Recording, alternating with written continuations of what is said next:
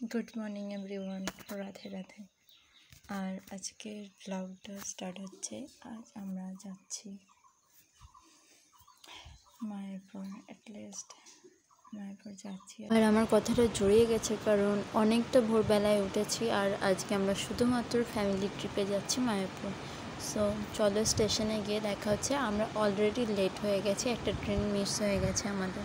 Finally আমরা স্টেশনে এসে গেছি। হাই দিদি, আমরা স্টেশনে এসে গেছি। লেট তুই এসে তো ট্রেনটা লেট হয়ে গেছে, করার নেই, কি করব, কি করা যাবে। আর এটা হচ্ছে আমাদের ট্রেনটা সত্যি খুব সুন্দর ছিল। যাওয়ার সময় যতটা সুন্দর ছিল ট্রেনটা, আসার সময় ঠিক ততটাই বাজে ছিল। কিন্তু মানে বাড়ির লোকের সাথে যাওয়ার একটা মজাই আলাদা। আর দেখো আমি তোমাদের দেখিয়ে দিচ্ছি ট্রেনটা কতটা সুন্দর, আবার পিঙ্ক কালারের ছিল। মানে এই ট্রেনটা না, এর টাইমটা হচ্ছে তোমার 7:45। কাটোয়া থেকে মায়াপুর যাওয়ার এটা একদম পারফেক্ট টাইম। সমস্ত কিছু দেখে নিতে পারবে যদি তোমরা এই টাইমটা যাও। এটা হচ্ছে আমার বোনপো। আর যত সুন্দর এরা ভিউটাকে এনজয় করছে, মনে হচ্ছে গোটা ট্রেনের মধ্যে এরা দুজনেই এত ভালো শান্ত ছেলে হয়ে বসে বসে ভিউটা দেখছে। কি বলবো, ভালো লাগছিলো। মানে বাড়ির লোকের সাথে কখনো ঘুরতে যাওয়া আমার সেভাবে হয়ে ওঠেনি, কিন্তু যাচ্ছি মানে সত্যিই খুব ভালো লাগছিলো।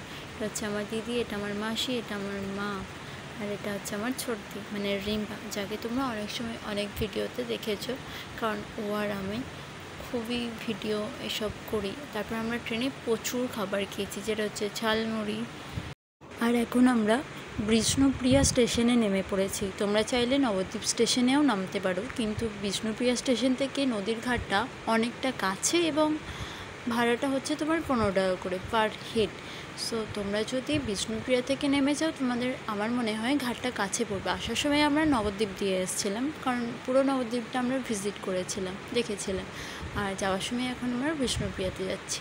আর এই যে দেখতে পাচ্ছ আমরা লঞ্চে উঠে পড়েছি। আর লঞ্চ থেকে বিশ্বাস করো এত ভালো লাগছে, গঙ্গার যে একটা ন্যাচারাল যে হাওয়াটা, এটা মনে হয় আর কোথাও নেই। এতটা শান্তি লাগছিল না এই জায়গাটায় উঠে, মানে কি বলবো, জাস্ট মানে ওই যে যখন আমরা পার হচ্ছি আর দুটো রিভার একসাথে মিলিত হচ্ছে, দুটো নদী মিলিত জায়গাটা যখন দেখেছি, মানে এতটা সুন্দর, এত ভালোভাবে ওটা ক্যাপচার হয়েছে আর দেখা যাচ্ছিল, কি বলবো, জাস্ট এটা ছিল আমার লাইফের best part of the Mayapur.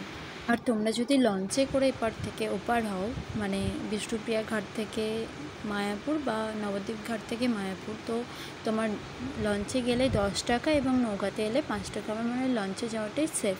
আর যেটার জন্য আমি বলছিলাম, এই যে দুটো নদীর মিলিত স্থান, একটা নদী এতটা কালো জল আর ওইদিকে গঙ্গার জলটা সাদা, মানে কখনোই দুটো মিক্স খাচ্ছে না। কতটা স্পষ্ট বোঝা যাচ্ছে, দেখেছো? আর এখানটার যে হাওয়াটা না, ওটা তুমি যদি ওখানে না যাও কখনো ফিল করতে পারবেন। ওই জায়গাটা এতটাই সুন্দর, না আমি তো পুরো দেখতেই থেকে গেছি, এতটা ভালো লাগলো। তারপর আমরা নদীর ঘাটে এসে, মায়াপুর ঘাটে এসে আমরা লোকাল যে বাসগুলো, ওখানে টাউন সার্ভিস বাসগুলো যেগুলো থাকে, ওগুলো পেয়ে গেছিলাম একদম ইস্কন যাওয়ার অবধি। এবং ওখানে ফার্স্টে গিয়েই আমরা যেটা করেছিলাম, ইস্কনে গিয়ে ফার্স্টে আমরা খাবারের কুপনটা কেটে নিয়েছিলাম, কারণ 12টার পর আর খাবারের কুপন দেয় না। আমরা ওখানে মোটামুটি 9:30টার দিকে পৌঁছে গেছিলাম। আর এখন আমরা পুরো ইস্কনটাকে ঘুরবো। আর এটাই হচ্ছে মেন মন্দির, যার টানে আমি আবারও মায়াপুর গেছিলাম। আর এটার মানে মন্দিরের ভিতরে কোনোভাবেই কোনো ফোন বা ক্যামেরা কিছু অ্যালাউ নেই, ব্যাগও অ্যালাউ নেই। কারণ হ্যাঁ, ব্যাগ অ্যালাউ আছে যদি তোমার ব্যাগে কোনো ফোন জাতীয় কিছু না থাকে, ক্যামেরা জাতীয়, সো তাহলে তুমি ব্যাগ নিয়ে ঢুকতে পারো। আমাদের মন্দিরের ভিতরে গিয়েছিলাম, আধ ঘন্টা মতো ছিলাম, বসেছিলাম, তারপর আমরা বেরিয়েছিলাম।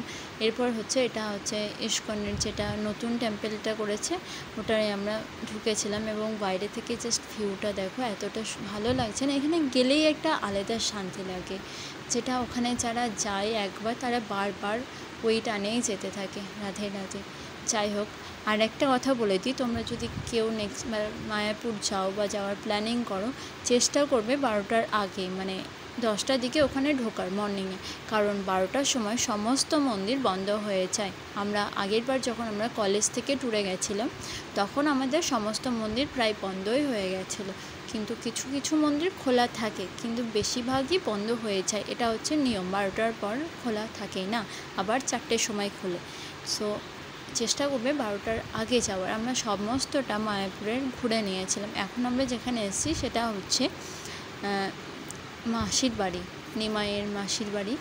সো এখানে অনেক মাছ আছে, এটা হচ্ছে রাধা কুণ্ড আছে, শ্যামকুণ্ড আছে, দুটো কুণ্ডতে প্রচুর বড় বড় মাছ আছে। ওখানে মাছেদেরকে খাবার খাওয়াতে পারো, ওখানে বিস্কিট কিনতে পাওয়া যায় বা বাইরে থেকে কিনে নিয়ে যেতে পারো, যেটা আমরা নিয়ে গেছিলাম। আর এখন আমরা এটা পুরো মন্দিরটা ঘুরছি সবাই মিলে। এখানে একটা মন্দিরে যেখানে ক্যামেরা অ্যালাউ ছিল, সো আমি একটুখানি ফুটেজ নিয়েছিলাম ভিতরের, বেশিরভাগটাই চেষ্টা করবে না বার করার, কারণ যেখানে অ্যালাউ নেই সেখানে যদি বার করো তোমার ফাইন নিয়ে নেবে 1000 টাকা বা এরকম। সো চেষ্টা করবে বেসিক্যালি সমস্ত জায়গাটা। আর আমাদের প্রসাদের জন্য যে কুপনগুলো দিয়েছিল সেগুলো নিয়ে আমরা চলে এসেছি খাবার খেতে, মানে প্রসাদ গ্রহণ করতে। আর এখানে আমার বোনপো, আমার দিদি, বড়দি, ছোটদি, আমার মা, ভাই, মাসি, মেসো, মানে সবার সাথে একটা যাওয়ার যে মজা আর সবার সাথে বসে প্রসাদ গ্রহণ করার মতো যে ব্যাপারটা, এটা সত্যিই ব্লেসড। মানে ভগবান চেয়েছিলেন বলেই আমরা যেতে পেরেছিলাম, কোনো প্ল্যানিং ছিল না, উইদাউট প্ল্যান ছাড়া আমরা গেছিলাম। সত্যিই খুব ভালো লেগেছিল। আর তারপর আমরা সবাই মিলে চলে এসেছিলাম নবদ্বীপে। আর নবদ্বীপে এটা হচ্ছে গুপ্ত বৃন্দাবন, যেটা আমাদের 10 টাকা করে টিকিট নিয়েছিল। এই জায়গাটা এতটাই সুন্দর, মানে যা যা হয়েছিল কৃষ্ণের ছোটোবেলায় সমস্তটা ওখানে থিম করে করে ধরে রাখা হয়েছিল। প্রত্যেকটা জিনিস এত সুন্দরভাবে সাজিয়ে রেখেছিল ওরা। মানে আমার ফার্স্ট আমি যাব না বলছিলাম, তারপরে মা বললো না চল দেখ, ভিতরটায় গিয়ে দেখ কত সুন্দর। সত্যিই আমি স্যাটিসফাই যে 10 টাকা দিয়ে এত সুন্দর জিনিস দেখা যায় ওখানে। গুপ্ত বৃন্দাবন থেকে বেরিয়ে আসার পর আমরা আবার একটা মন্দিরে চলে গেছিলাম, এবং সেই মন্দিরের দেখো আমরা গুহার ভিতর দিয়ে যাচ্ছি। এটা আমার খুব ভালো লেগেছিলো, মানে ভীষণ মজা লেগেছিলো। গুহার ভিতর দিয়ে আমরা এখন যাচ্ছি। আর যেতে যেতে যেতে যেতে মানে পুরোটাই হচ্ছে ওদের শোলা বা এরকম কিছু একটা জাতীয় দিয়ে করা, মানে দেখতে খুবই সুন্দর। ভিতরে যখন তুমি প্রবেশ করছো না, মনে হচ্ছে তোমার একটা গুহা ফিল আসছে। ওইটা দিয়ে যাওয়ার পর তুমি সব থেকে মায়াপুরের না, এটা কিন্তু এটা হচ্ছে আমরা নবদ্বীপে আছি এখন। নবদ্বীপের সব থেকে বড় মূর্তি তৈরি করা হচ্ছে নিমাইয়ের। এখানে আমি দেখাচ্ছি, দেখো সব থেকে বড় মূর্তি করা হচ্ছে। কত ফুটোটা এখনও কমপ্লিট হয়নি, ওটা করা হচ্ছে। তারপর আমরা ওটা দেখার পর আবার আমরা আরও একটা মন্দিরে চলে গেছিলাম। সেই মন্দিরটার ভিতরে ওরকমই মানে ভগবানের যে অবতারগুলো নিয়েছিলেন, 10 অবতার, যিনি ভগবান বিষ্ণুর যে 10 অবতার, সেই প্রত্যেকটা অবতারকে তুলে ধরা হয়েছিল এখানে। দাপট, সত্য, তেতা, দাপট, কলি, এইগুলো আমার মনে আছে। বাকিগুলো এখানে দেখো প্রত্যেকটা অবতার এত সুন্দর তুলে ধরা হয়েছে। আর এখানে আরও একটা ভগবানের মূর্তি পুরো অষ্টসখীদেরকে নিয়ে করা হয়েছিল। আর এখানে গোপাল আছে, নৃসিংহদেব আছে, মানে এতটা ভালো লেগেছিলো আমার জায়গাটা, কি বলবো। এই জায়গাটাও খুব সুন্দর। এটা তুমি একমাত্র ওই টোটোওয়ালাদেরকে বললেই ওরা তোমাকে পুরো নবদ্বীপটা ভিজিট করিয়ে দেবে। শুধু আমাদের জলের যে মন্দিরটা ছিল জলের মাঝখানে, ওটা আমাদের দেখতে যাওয়া হয়নি, কারণ ওটা পুরো অপোজিট সাইডে ছিল, সেই জন্য ওটা আমাদের যাওয়া হয়ে ওঠেনি। হাতে কোনো দিন সময় থাকলে আমরা আবার যাব, তখন ওইটা আগে ভিজিট করে নেব, দেখে নেব। কিন্তু প্রত্যেকটা জায়গায় খুব সুন্দর, আর আমার তো খুবই ভালো লেগেছে। প্রত্যেকটা অবতার এখানে তুলে ধরা হয়েছে।